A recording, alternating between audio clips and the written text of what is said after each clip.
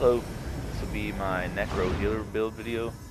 I've done a build video in a minute, so somebody was asking to see necro healer build, so we'll get into some skills. I'm using braided tether here, just like a constant heal over time. Heals enemies around you. While slotted, your healing done is also increased by 3%. Things to also consider is passives that it provides.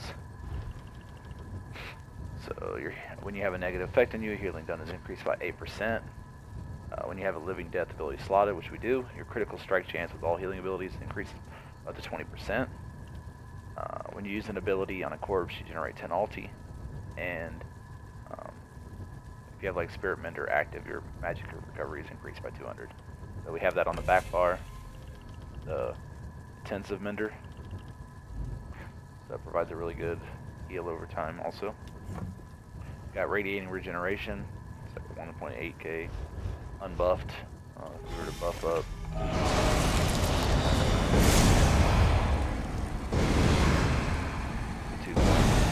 2k heal over time. That's not even ranked 4 yet. Illustrious Healing. 2k heal over time. Combat Prayer. We all know what Combat Prayer does. Minor Berserk. And Energy Orb. This does 1,074 every half second. So, I mean, basically, almost a 2,200 heal over time as well. So, keeping all these things up, I mean, you're looking at like 10k heal over time, easy. I slot the Glacial Colossus for the ulti. I chose the Glacial just for the stun at the end. The other one doesn't really do that much difference in damage because Magicka based, it doesn't really matter because the other one's disease. So it just gives you major vulnerability. Using Overflowing Altar. This is basically like a Vet Cloud rest setup. Going to provide as many synergies and as much healing as possible. So I chose Overflowing Altar. So again, another heal over time. And if they synergize, 65%. Talked about the Intensive Mender already. Every 2 seconds, they restore 8,100 health to the lowest health ally around you. Creates a corpse. Early Drain, to debuff the enemy, provide minor magic steal. Bone Surge, people activate this, it gives them damage shield and major vitality for 6 seconds, so increase the healing done exponentially. Agony Totem, so this is really good, it provides your group with minor protection, reducing the damage taken by 8%. It also fears enemies, and then also if they synergize, it also provides minor vulnerability to the enemies, increasing their damage taken by 8%. So it almost doesn't make IA as important as it was. So, but you have to have this pretty much up a lot on everything. I put Renewing Animation on the back bar, just in case people die, and it might come in clutch. But 99% of the time, I'm gonna be using Glacial Colossus. We'll talk about some of the passives. Bone Tyrant. Reduce the damage you take from damage over time abilities by 10% while you have an ability slotted. So I have the Agony Totem on the back. I did have this Dead and Pain on the front bar, but I don't have enough bar space for a Cloud Rest. Because I run 2 of these synergies in the back with the Bone Surge and the Overflowing Altar.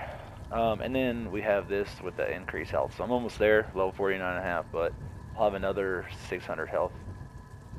And then this will be good to take as well, like another healing received. So we have that active. So it lasts 8 seconds. So go ahead and max that out. Not really too concerned about that one. I'm limited on skill points.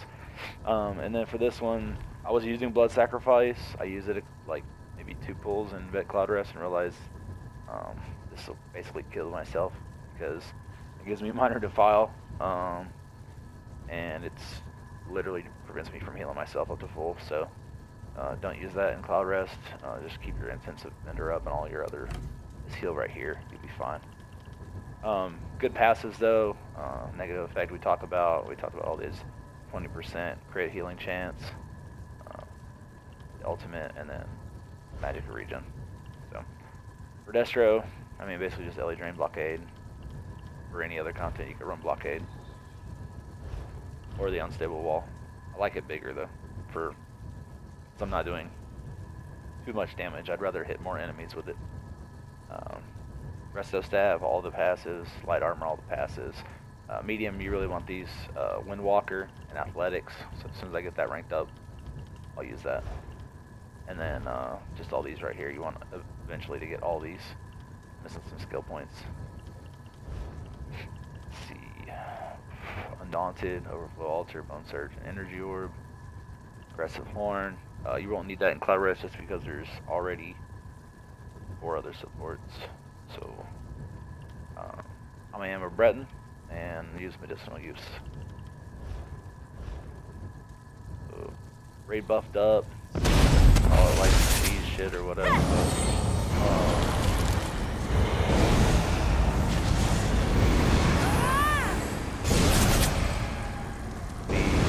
2,700 spell damage with 50% crit, 2,300 recovery, 34.8k max Magicka, 22.9k health. And then the Ritual Mundus Stone is what I'm using. I am using the ice cream right now until I transmute my Ebon jewelry. So I'm not sure if I'll do that or not, or I'll just keep running ice cream. Let's see what else. For the gear, like I said, we had Ebon, so it's just healthy. I have triple spell damage on there. There's really no reason not to run triple spell damage. This DLC. I got Olo, Ebon legs, and infused. Eventually want to change those to divine, and then all of those little sash, bogdan, and Ebon Cirrus and divines. I got to build that out, and bogdan. So I run some breach poisons on my back bar. So I run the Olo Rime lightning staff. So it's usually infused weakening or infused crusher, but I usually run crusher on the front bar. But breaching poisons, so those are key to getting maximum DPS. And then Olorime Resto staff. So I have a precise. I was using the Master Resto, but I didn't have a precise staff. You can use a powered, that's fine. But whenever there's the powered Resto. So it's kind of broke where Grand Healing restores 740 stamina to you every time you spam it. So like you'll see me spam it like 4 or 5 times.